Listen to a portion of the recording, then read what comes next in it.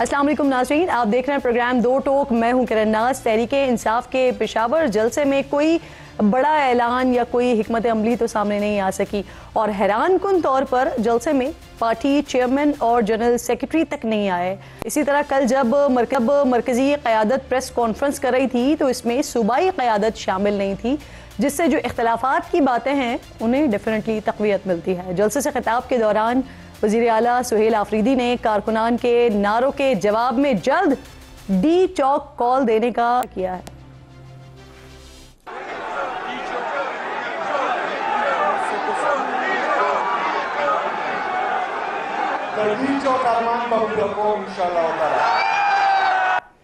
Election commission of Pakistan ने barrister Gauhar को पाकिस्तान तहरीक इंसाफ का चेयरमैन तस्लीम करने से बाज़ाब्ता तौर पर इनकार कर दिया है।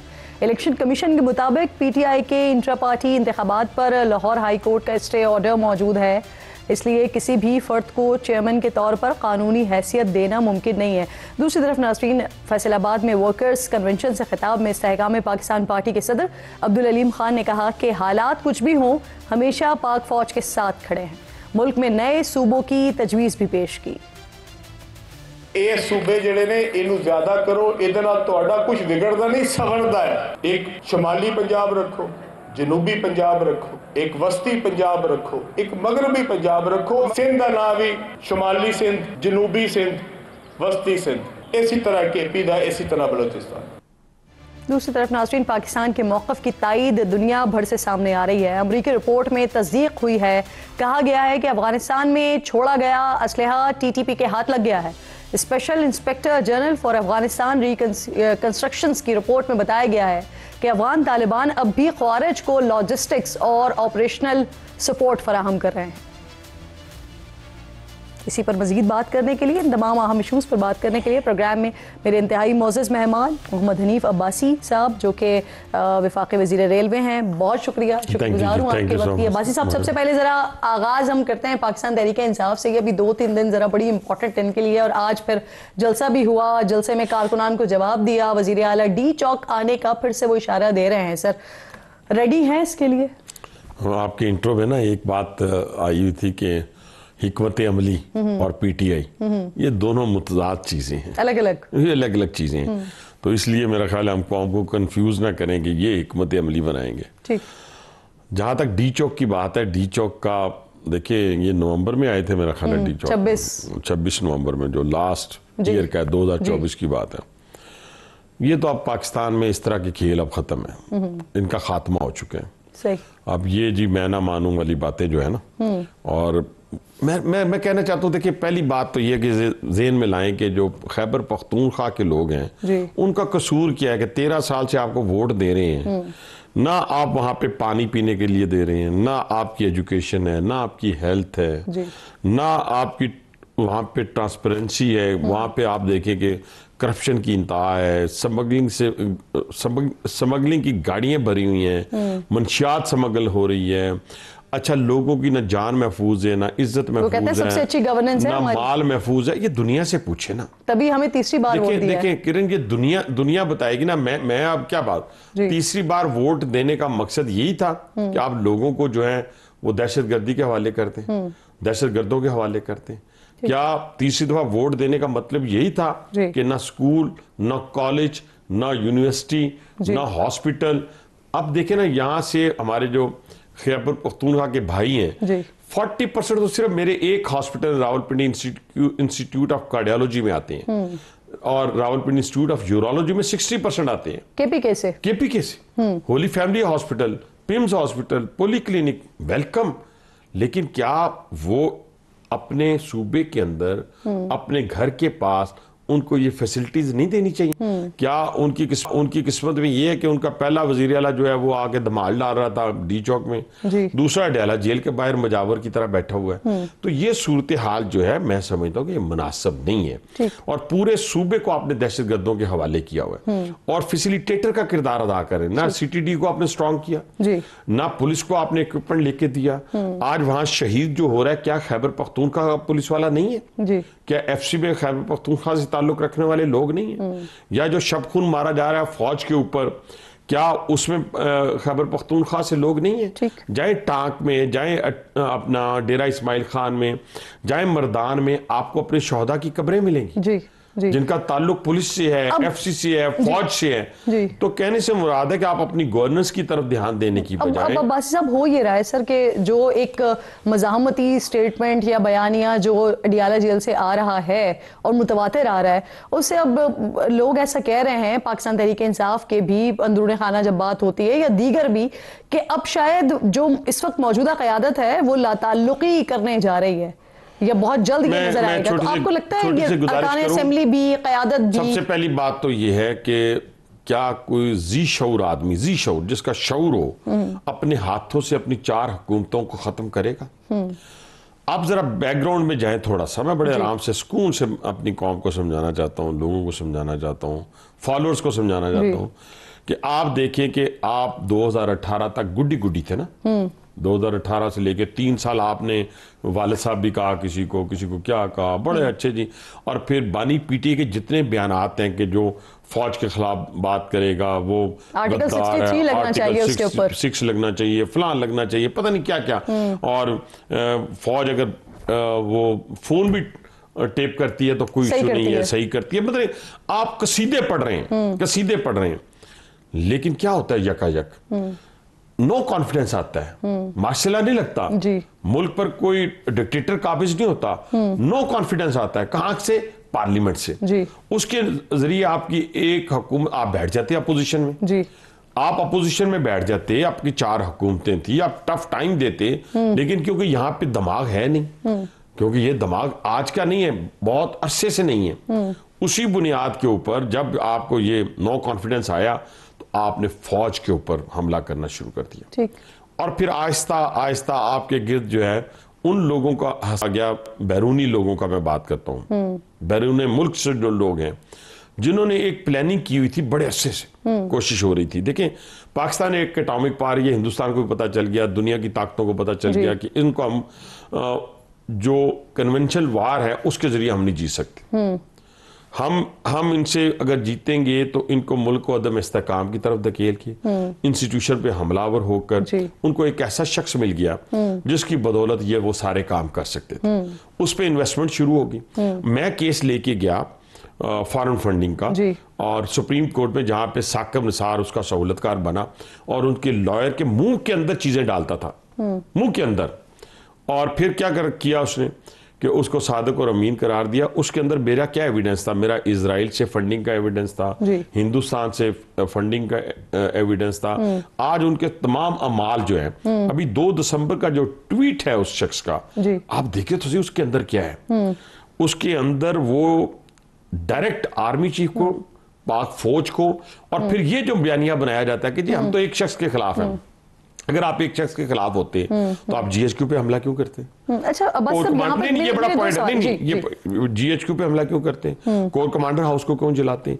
आप उस हमारा जो प्राइड था जहाज 1965 वाला, MM आलम वाला, उसको क्यों जलाते? आप फिर उसके बाद शोहदा के मजस्मों को क्यों तोड़ते? इसलिए कि आपने पूरे इंस्टीट्यूशन के खिलाफ, फौज के खिलाफ एक बयानिया बनाना था, उसके आपको पैसे मिल रहे थे। तो इसी बुनियाद के ऊपर आप आज जाकर, आज भी देखिए आज क्या हो रहा है, आप कभी यहिया खान से तशबीह दे रहे हैं, उस शख्स को दे रहे हैं जी। अब यहाँ पर सर मेरा सवाल, पूरी दुनिया के अंदर जिसका आज डंका बज रहा है, किसके ऊपर? अपने से कई गुना बड़े मुल्क को जो हमने शिकस्त दी है। आज अजरबैजान, आज मिडल ईस्ट, आज सेंट्रल एशिया, आज चाइना, आज रशिया, आज यूएसए, सब पाकिस्तान के बारे में कह रहे हैं, उसके प्राइम मिनिस्टर के बारे में कह रहे हैं कि उसने 8 जंगें रुकवा दी, और फील्ड मार्शल के बारे में अमेरिकन प्रेसिडेंट कह रहे हैं। उनको पता नहीं चलता ना कि बाहर क्या हो रहा है, जेल में कोई मिलने ही नहीं जाता तो जो बता सके उनको कि बाहर हो क्या रहा है। सर मैं आपसे सवाल ये कर रही हूँ, मेरा एक सवाल भी ले लीजिए साथ साथ। आपने कहा कि जिस वक्त आप वो अपना केस लेकर गए थे फॉरेन फंडिंग वाला, उस वक्त तो लाडले थे, लेकिन लाडले होते हुए भी क्या जिनके लाडले थे उनको ये पता नहीं था कि इजराइल से भी पैसे आ रहे हैं और हिंदुस्तान से भी पैसे आ रहे हैं? और उस वक्त नहीं पता था तो आज तो पता है सर। तो आज पता है, तो वो जो लाडले जिन्होंने लाडला बनाया हुआ था वो भी तो अंदर है ना। अच्छा, ठीक है जी। और अभी तो कड़ी जो है, देखिए मैं बार बार आपके प्रोग्रामों में भी कहा है, कई दफा 2-3 प्रोग्राम में मैं पहले जब आया था, मैंने आपसे कहा था कि ये 9 मई जो है ना, ये बड़ा इंपॉर्टेंट है। लोगों को शायद इसकी इंपॉर्टेंस का ही नहीं पता कि क्या होने जा रहा था। ये देखिए, मैं बार आपको कह रहा हूं कि एक हिकमत अमली के तहत, पूरी मुनज़्ज़म साजिश के तहत ये नहीं हुआ 9 मई के उठ के, 1 साल की प्लानिंग के बाद 9 मई हुआ। और उस प्लानिंग के अंदर ये था कि इंस्टीट्यूशंस के अंदर से बगावत जो है वो पैदा की जाए, और फिर बाहर से लोग जाएंगे तो फिर हम मुल्क में इक़्तिदार में आ जाएंगे। यानी इक़्तिदार के पुजारी हुए ना, सिर्फ इक़्तिदार चाहिए। मैं फिर बार कहता हूँ, इसी मुल्क के अंदर लीडर्स को फांसी दी गई, और एक लीडर को फांसी दी गई। सर वैसे ये फिर आप अपने खिलाफ भी एक चार्जशीट नहीं लेकर आ रहे हैं कि अगर 1 साल से प्लानिंग हो रही थी तो क्या हुकूमत को और इदारों को ये मालूम नहीं था, और फिर इसको होना ही नहीं चाहिए था अगर ये प्लानिंग हो रही थी? मेरी बात सुने, ये उसी वक्त 1 साल पहले तो नहीं पता चल गया था ना। ये तो जब शवाहिद इकट्ठे हुए, एविडेंस इकट्ठा हुआ, जब जाके इनको पकड़ा, इनकी चीजों को पकड़ा, प्लानिंग हो रही थी उस वक्त नहीं मालूम था। उसको मालूम होता तो उसी वक्त पकड़ लेते। ठीक है ना। ये सारी चीजें, हर चीज, जैसे बहुत सारे लोग जो हैं वो बेखबर होते हैं और करते जाते हैं चीजें, लेकिन वो सारी चीजें उस वक्त रिकॉर्ड हो रही होती हैं।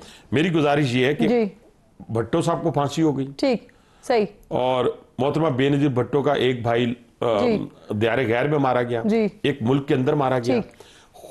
लेकिन क्या मुल्क की सालमियत पे किसी ने कोई उंगली उठाई? ठीक सर, आप लोग क्योंकि बहुत बाखबर हैं। मियां नवाज शरीफ को जिला वतन किया गया, बेटी को बाप के सामने गिरफ्तार किया गया, मौजूदा वजीर आजम को काल कोठरी में डाला गया, बेटे को काल कोठरी में डाला गया। उस वक्त भी आते रहे, लेकिन इस नौयत के मुझे बताएं कौन सा बहन, कौन सा भाई, कौन सा बेटा, एक बेटा आज बानी पीटीआई का अफगानिस्तान के सोशल मीडिया पे और इलेक्ट्रॉनिक मीडिया पे बैठा है। बहनें इंडियन जिनको हमने शिकस्त दी है, जो पाकिस्तान का अजली दुश्मन है, इंडियन चैनल्स पे बैठी है। दूसरी बहन कहती है कि इंडिया में बानी पीटीआई के लिए लोग रो रहे हैं। आपकी लीडरशिप भी इंटरव्यूज देती रही है, लेकिन सिर्फ सिनेरियो डिफरेंट ये है कि इस वक्त मार्का हक हुआ हुआ है, इस वक्त सिचुएशन डिफरेंट है। अब मुझे ये फरमाइए सर कि इलेक्शन कमीशन ने बैरिस्टर गौहर को पाकिस्तान तहरीक इंसाफ का चेयरमैन मानने से इनकार कर दिया है। बहुत सारे लोग ये बात कर रहे हैं, बाखबर लोग ये बात कर रहे हैं कि पाकिस्तान तहरीक इंसाफ की क़यादत के लोग जो है वो अलग होने वाले हैं, तो आने वाले हैं क्या इस्तीफे?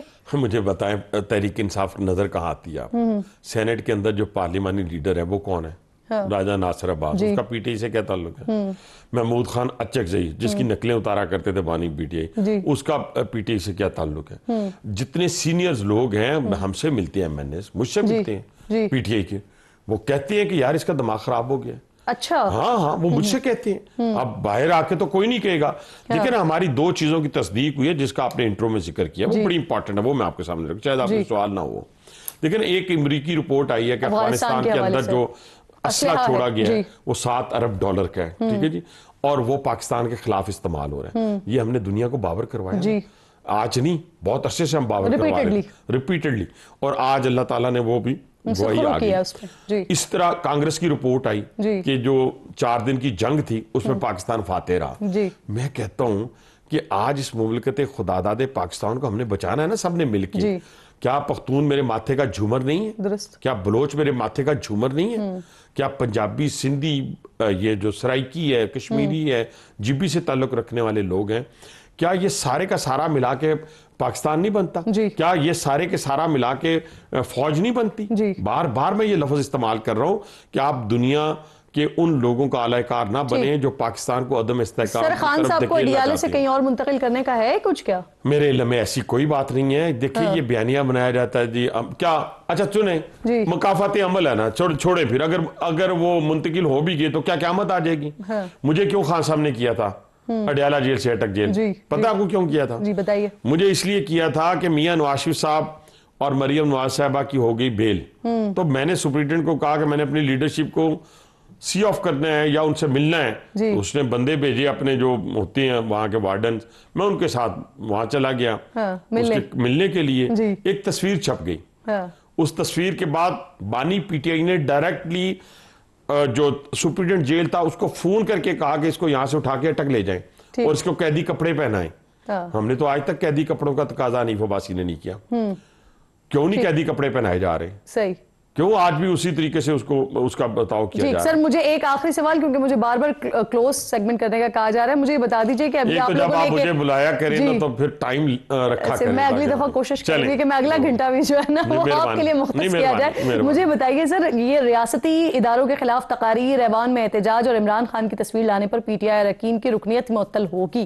तकारीर और एहतजाज पर तो समझ आता है, लेकिन तस्वीर लाने पर तो रूल में ऐसा कुछ नहीं है। अगर आप देखें ना, एक तरफ आप ममलकत खुदादादे पाकिस्तान के दर पे आ जाए, उसकी सालमियत के दर पे आ जाए, और क्या आप कहें कि जो NDU के अंदर आपका MNA जाए और उसके बारे में कहें ये मीर जाफर मीर सादिक गद्दार है, जो इसी तरह फौज जो है अपने फौज से जाके जो मिलेगा वो फौज जो अल्हम्दुलिल्लाह आज हमारा प्राइड है। सारे लोग जो हैं वो मुश्किलात से गुजरे हैं सियासत में पाकिस्तान के अंदर, उनके लिए बड़ी बड़ी मुश्किलात। यानी आपकी बात से मैं साफ समझूं कि तस्वीर जो लाएगा वो मुअत्तल हो जाएगा। इमरान खान की तस्वीर आएगी, ने फैसला करना है, मैंने फैसला नहीं करना, ये स्पीकर ने फैसला करना है। लेकिन मैं ये कहता हूं कि इस वक्त बानी PTI के जो हालात हैं वो किसी सूरत भी एक पाकिस्तानी के नहीं हो सकते जिससे पाकिस्तान ने इज्जत दी हो। 3.5 साल तक, 4.25 साल तक जो मुल्क का वजीर आजम रहा हो, वो मुल्क की सालमियत से खेल रहा हो, उसकी बहनें हिंदुस्तान के चैनल पे, बेटा अफगानिस्तान के चैनल पे, और खुद क्या ट्वीट कर रहा हो कि जनाब ये जो फौज के साथ बैठेगा तो वो गद्दार है। तो इससे बड़ी गद्दारी और क्या पाकिस्तान से हो सकती है? जी, बहुत बहुत शुक्रिया आपका। हनीफ अब्बासी साहब प्रोग्राम में साथ मौजूद थे, अहम गुफ्तगू हो रही थी। एक छोटा सा ब्रेक लीजिए नाज़रीन, ब्रेक के बाद वापस आते हैं।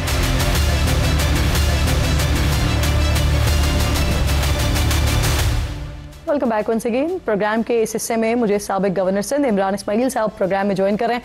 आपकी बेहद शुक्रगुजार हूँ इमरान साहब। अभी कुछ अरसे पहले आप हो गए, फवाद चौधरी साहब हो गए, महमूद मौलवी और दीगर, आप लोगों ने एक तहरीक का आगाज किया था कि इमरान खान साहब के रिहाई के हवाले से काम किया जाए, जरा इस सिस्टम को, टेम्परेचर को नीचे लाया जाए।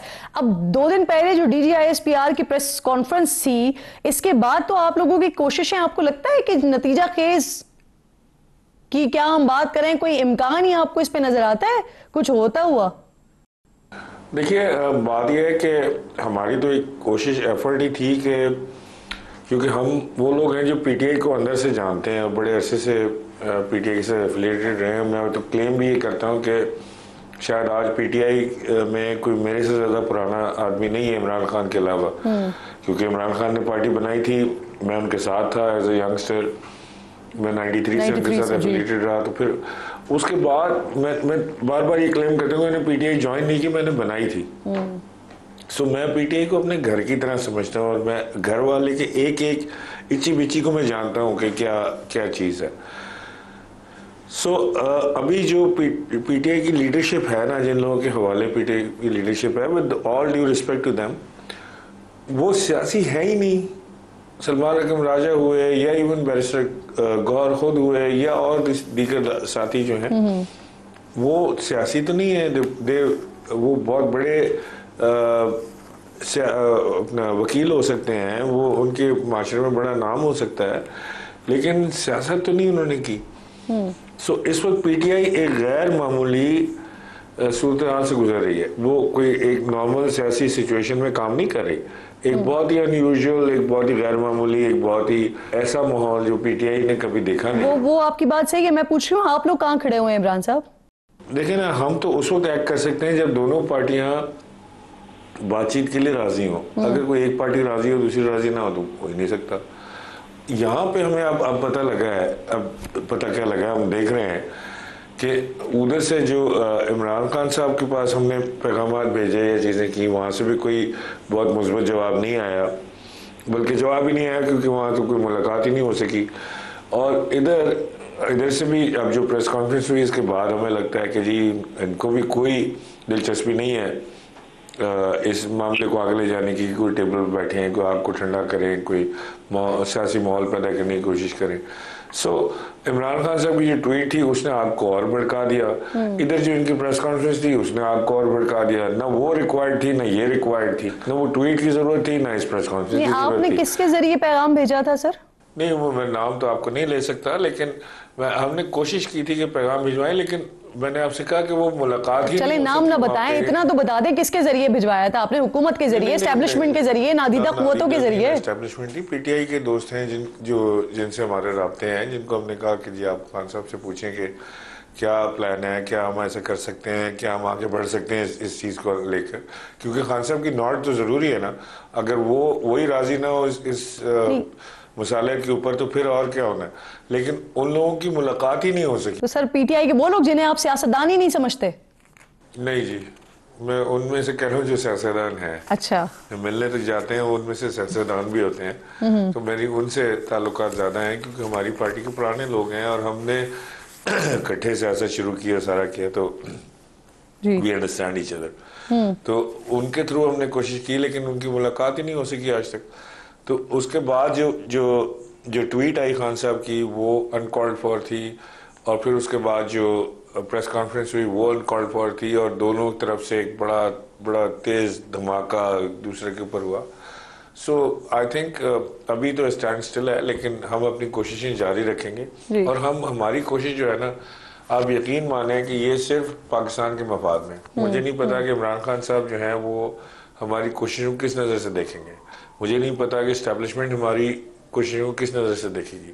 ना मेरे उनके साथ कोई ऐसे मामलात हैं कि इमरान खान साहब आइंदा मुझे टिकट देंगे, और ना मुझे इधर कोई ऐसे मामलात हैं कि जी आइंदा ये मुझे कोई टिकट देंगे, ये हेल्प करेंगे, सपोर्ट करेंगे। So purely what we are doing is for Pakistan. हमारी ख्वाहिश है कि ये दोनों लोग टेबल पर बैठ जाएं, चाय पी, वो कहते हैं ना जी, पंजाबी में कहते हैं कि चाय पीने जोगे तो हो जाए ना, पहले चाय तो पी लें साथ नाल बैठ के, तो फिर आगे देखेंगे कि कहानी किस। और आज जो पेशावर में जलसा हुआ इमरान साहब, वहां पर जो मरकजी क़यादत थी वो नहीं थी, तो क्या आप समझते हैं कि इस वक्त जो ये मज़ामती बयानिया है इससे डिस्टेंस कर रही है पीटीआई की क़यादत खुद को? नहीं, खामोशी के साथ नहीं। मैं आपसे कह रहा हूँ कि मैं पीटीआई के जिन लोगों से मिला हूँ, टॉप लीडरशिप से मिला हूँ, पीटीआई के बहुत उन लोगों से मिला हूँ जो इस वक्त सरकर्दा रहनुमा है पीटीआई के, एक ने मुझे कहा है कि जी हम चाहते हैं कि मफाहमत हो जाए, हम चाहते हैं कि बैठ के बात हो जाए, हम चाहते हैं कि जी कोई रास्ता बीच का निकले। देखें, पीटीआई के लोग जो हैं वो जंगजू नहीं है, वो वॉर ट्रेंड नहीं है, वो लड़ नहीं सकते अपनी आर्मी से, लड़ना चाहते नहीं अपनी आर्मी के साथ। प्रॉब्लम ये है कि इमरान खान साहब एक ऐसी जगह पे हैं जहाँ ना उनको कोई एक्सेस है इंफॉर्मेशन की, और जो लोग मिलने जाते हैं वो चमचागिरी के अलावा कोई बात नहीं कर पाते उनसे। वो कोई उनको जाके नहीं बताता कि जी बाहर क्या सिचुएशन है, हो क्या रहा है, मुल्क इस वक्त कहाँ से गुजर रहा है, अमेरिका पाकिस्तान को कैसे देख रहा है, अमेरिका हमारी इस्टेब्लिशमेंट को कैसे देख रहा है, चाइना कैसे देख रहा है, सऊदी अरब कैसे देख रहा है, इंटरनेशनल इस्टेब्लिशमेंट क्या सोच रही है, पाकिस्तान किधर खड़ा है, आप किधर खड़े, मैं किधर खड़ा हूँ। ये जो लोग हैं ये जाके सिर्फ वो बात करते हैं जो इमरान खान को सुनने में अच्छी लगती है। ठीक। प्रॉब्लम ये है कि मैं एक और चैनल पे ये कह रहा था कि जो लैंग्वेज ये जाके बोलते हैं इमरान खान से, वो उनके लिए जापानीज है, because they don't know each other. और इमरान खान जो इनसे बात करते हैं वो फारसी है जो इनको नहीं समझ आती। सो एक आदमी जापानी में बोल रहा है जो उसको नहीं समझ आती, एक आदमी फारसी में बोल रहा है जो उसको नहीं समझ आती। जीरो अंडरस्टैंडिंग है, कोई अंडरस्टैंडिंग नहीं है। लेकिन सर फिर वो जो कुछ लिखते हैं और जिस तरह से वो आप बाहर समझा जाता है और उस पर नैरेटिव बनाया जाता है, फिर वो बड़ा ज्यादा संजीदा हो जाता है। एक छोटा सा ब्रेक लीजिए, साथ ही मौजूद रहिएगा, ब्रेक के बाद वापस आते हैं।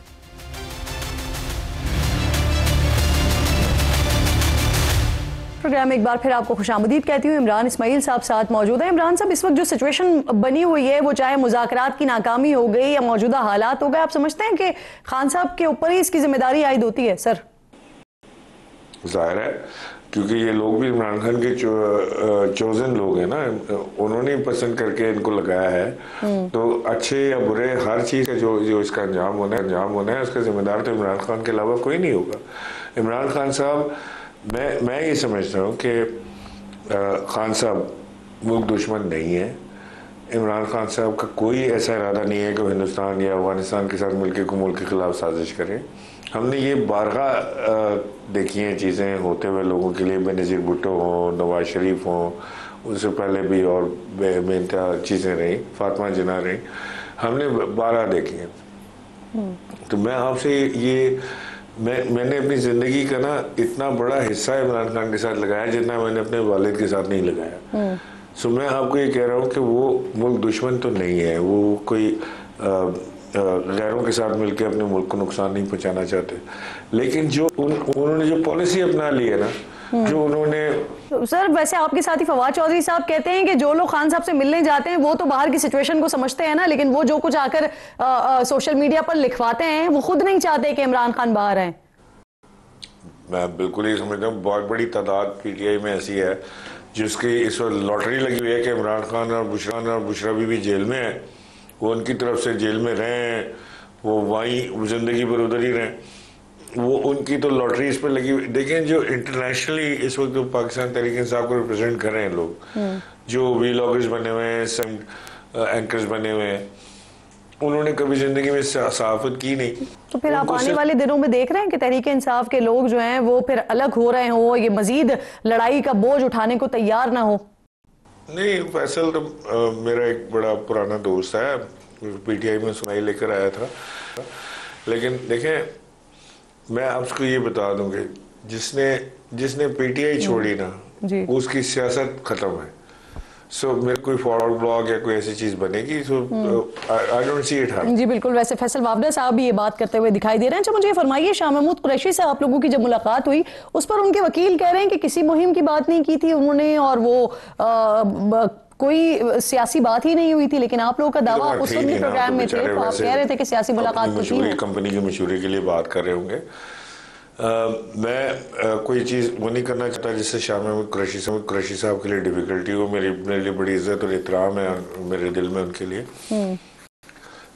शाह महमूद कुरैशी ने जितना अरसा जेल में काटा है वो सिर्फ ये साबित करने के लिए काटा है कि वो इमरान खान और तहरीक इंसाफ के वफादार हैं, क्योंकि पार्टी ने कभी उनको उस नज़र से देखा ही नहीं कि ये भी हमारा है। वो तो हमेशा उसके ऊपर इल्ज़ाम ही लगाते रहे। अब शाह महमूद कुरैशी इमरान खान के वफादार थे, वफादार हैं, वफादार रहेंगे, वो नहीं उधर से हटेंगे। ना ही हमने जाके उनसे कोई ऐसी बात की, ना हम चाहते हैं कि ऐसी कोई चीज़ हो। मेरा सिर्फ ये कहना था कि शाह महमूद कुरैशी अगर किसी सूरत इमरान खान से मिल सकें तो वो अपना ज़हन शेयर कर लेंगे, वो बिला खौफ व खतर वो बात कर लेंगे जो कर पाते हैं। शाह महमूद कुरैशी ये इस बात पर कायल है। अच्छा आखिर में मुझे ये बता दीजिए, 132 पाकिस्तान तहरीक इंसाफ के लोगों का नाम आया है एग्जिट कंट्रोल लिस्ट में, आपका नाम तो नहीं है? पता नहीं एग्जिट कंट्रोल लिस्ट का मुझे पता नहीं, लेकिन वो जो PINL है उसमें तो नाम था मेरा लेटली, लेकिन अब मुझे पता नहीं कि क्या सिचुएशन है। ठीक, बहुत बहुत शुक्रिया आपका। इमरान इस्माइल साहब प्रोग्राम में साथ मौजूद थे। इस्टेब्लिशमेंट से 30% सपोर्ट की ख्वाहिश, निज़ाम में इस्लाहात के वादों और मईशत में इस्तेहकाम लाने के दावों के साथ शहबाज शरीफ ने वज़ीर आज़म हाउस में कदम रखा था, जिसके बाद वज़ीर आज़म से लेकर वज़रा तक सब ने पाकिस्तान में सरमायाकारी के बड़े बड़े दावे किए। वज़ीर आज़म कतर से भी मुलाकात हुई है, अमीर ऑफ कतर से जो मुलाकात हुई है, ये $3 अरब की सरमायाकारी है, इससे जो है वो बहुत ज़्यादा तक़वियत मिलेगी पाकिस्तान की मईशत को। मौजूदा जो बादशाह हैं शाह सलमान, वो पाकिस्तान के लिए इतने नेक जज्बात रखें कि पाकिस्तान में जाओ, जाके सरमायाकारी करो। अरबों डॉलर के अभी मुआहदे किए, अपना MOU साइन हुए हैं। एस्टैब्लिशमेंट की मुकम्मल सपोर्ट के बावजूद हुकूमत का बैरूनी सरमायाकारी का कोई एक दावा भी हकीकत का रूप नहीं धार सका है। स्टेट बैंक ऑफ पाकिस्तान के हालिया आदादोशुमार के मुताबिक रवा माली साल के इब्तदाई 4 महीनों में बैरूनी सरमायाकारी में 82% कमी आई है और ये कम होकर $21 करोड़ रही है। मुल्क के सबसे बड़े मालियाती अखबार बिजनेस रिकॉर्डर के 8 अक्टूबर के इदारिये के मुताबिक माली साल 2025 में खालिस फॉरेन डायरेक्ट इन्वेस्टमेंट तकरीबन $2.4 अरब तक गिर गई है, जबकि हमारे मशरकी हमसाए यानी भारत में इसी दौरानिये में फॉरेन डायरेक्ट इन्वेस्टमेंट $80 अरब रही है। हालांकि इस दौरान वज़ीर आज़म ने सऊदी अरब से लेकर चीन और अमरीका तक मजमूई तौर पर 35 गैर मुल्की दौरे किए हैं। अगर इनको इक़्तिदार की मुद्दत के हिसाब से तकसीम कर लिया जाए तो वज़ीर आज़म ने तकरीबन हर 15 से 20 दिन में एक गैर मुल्की दौरा किया है। अमेरिका से खित्ते में सबसे कम 19% की टैरिफ डील करने के बावजूद बरामदात का ना बढ़ना, मफाहमती याददाश्तों का मुआहदों में तब्दील ना होना, FDI का ना आना, हुकूमत या शख्सियात से ज़्यादा इस सिस्टम की नाकामी है और हुकूमत को भी इस बात का बखूबी इतराक है। इसीलिए मुल्क में SIFC कायम की गई। वज़ीर आज़म और इस्लाहात की गर्दान करते हुए दिखाई देते हैं। We have already started structural changes in Pakistan. कि the structural reforms, ये हमको डिजाइन की बात नहीं कर रहे, हम ये नहीं कह रहे कि हमें क्या करना चाहिए, कैसे करना चाहिए, but these are the reforms which are underway in execution and being operationalized. लेकिन अब तक हुकूमत कोई ऐसा कदम उठाने या बड़ी इस्लाहात करने में कामयाब नहीं हो सकी कि जिसको मॉडल बनाकर अवाम के सामने पेश किया जा सके। खबरों के मुताबिक गवर्नर स्टेट बैंक तो अब यहाँ तक कहने पर मजबूर हो गए हैं कि हमारा जो मौजूदा माशी ढांचा है वो 25 करोड़ आबादी का बोझ उठाने के काबिल ही नहीं है। मकामी सरमायाकार पाकिस्तान में इन्वेस्टमेंट करने के बजाय बैरून मुल्क सरमायाकारी कर रहे हैं। इससे मिलती जुलती बात बल्कि मसाइल की निशानदेही SIFC के national coordinator lieutenant general Sarfaraz Ahmed भी कर चुके हैं। मईशत से मुतालिक सेमिनार से खिताब करते हुए लेफ्टिनेंट जनरल सरफराज अहमद का कहना था कि सुपर टैक्स के खात्मे और टैक्स की मजमूई शरह में कमी किए बगैर मैन्युफैक्चरिंग सेक्टर में नई सरमायाकारी को राग़िब करना मुमकिन ही नहीं है। इंटर कॉर्पोरेट टैक्स का मुकम्मल खात्मा ज़रूरी है। 29% कॉर्पोरेट टैक्स भी मुसाबकती नहीं है।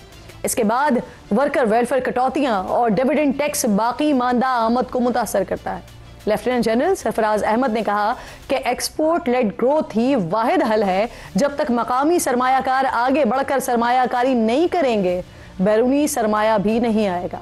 पाकिस्तान में मौजूद बराह रास्त गैर मुल्की सरमायाकारी 1.2 से 1.3 अरब डॉलर है, जो कम से कम दुगना या 3 गुना होकर 2.5 अरब डॉलर सालाना तक होनी चाहिए। अगर ये सब भी किया जाए तो क्या पाकिस्तान 2030 तक दुनिया की 20 बड़ी मईशतों में शामिल हो सकेगा? क्योंकि नायब वज़ीर आज़म इसहाक डार तो ये दावा कर चुके हैं कि हम दुनिया की 20 बड़ी मईशतों में शामिल होने से सिर्फ 4 साल दूर हैं।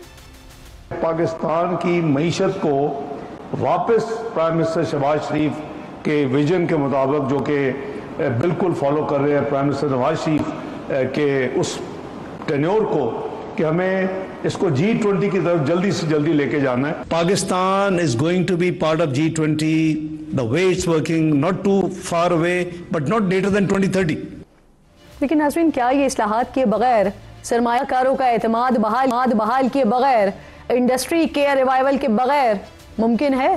क्योंकि मकामी सरमायाकार यहाँ सरमाया लगा नहीं रहे हैं, बैरूनी सरमायाकारी आ नहीं रही है। लेकिन हर साल 35 लाख नौजवान मुलाजमत के लिए मार्केट में शामिल हो रहे हैं, जिनको हुकूमत और प्राइवेट सेक्टर रोजगार के मौके फराहम करने में कामयाब नजर नहीं आता। आबादी में इजाफा और रोजगार में कमी की वजह से हमारी फी कस आमदन भारत से 71% से 53% कम हो चुकी है। वजारत मनसूबाबंदी और तरक्की की जानिब से जारी किए गए लेबर फोर्स सर्वे के मुताबिक इस वक्त बेरोजगारी की शरह 7.1% है, जो 2 दहाइयों की बुलंद तरीन शरह है।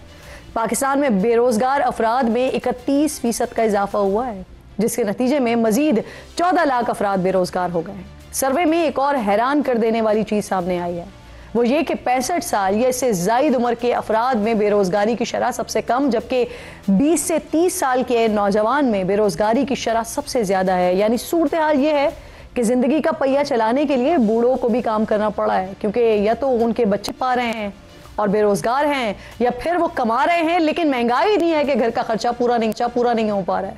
इंटरनेशनल इदारे एप्सोस का हालिया सर्वे भी हुक्मरानों की आंखें खोलने के लिए काफी है। सर्वे के मुताबिक पाक भारत हालिया जंग के बाद जो अवामी उम्मीद बढ़ती चली गई थी, वो कम होकर पुरानी सतह पर वापस आ चुकी है। महंगाई और बेरोजगारी मुल्क का सबसे बड़ा मसला बन चुकी है। सिर्फ 18% पाकिस्तानी ऐसे हैं जो मईशत को मजबूत समझते हैं। सिर्फ 16% ऐसे हैं जो मुस्तकबिल में सरमायाकारी के लिए पुरुम्मीद है। 89% यानी तकरीबन 90% ही पाकिस्तानी घरेलू खरीदारी यानी ग्रोसरी शॉपिंग में खुद को गैर महफूज तस्वुर करते हैं। महंगाई और खर्च में एहतियात शहरियों के एतमाद में कब बनी हुई है, यानी पैसा नीचे तक पहुंच नहीं पा रहा है। अगर ये पैसा आवाम के हाथों तक नहीं आएगा तो मार्केट में कैसे सर्कुलेट होगा? जिसके लिए 2 वक्त की रोटी पूरी करना मसला बन चुका हो, वो प्लॉट, घर, तालीम, कपड़े और दीगर सहूलियात का सोचेगा भी कैसे? वक्त ख़त्म हो गया प्रोग्राम का। इंशाल्लाह नाज़रीन से मुलाकात होगी जुमे को। अपना और अपने मुल्क का ख़ास ख्याल रखिए। फ़लस्तीन को, मकबूजा कश्मीर को अपनी दुआओं में याद रखिए। अल्लाह निगहबान।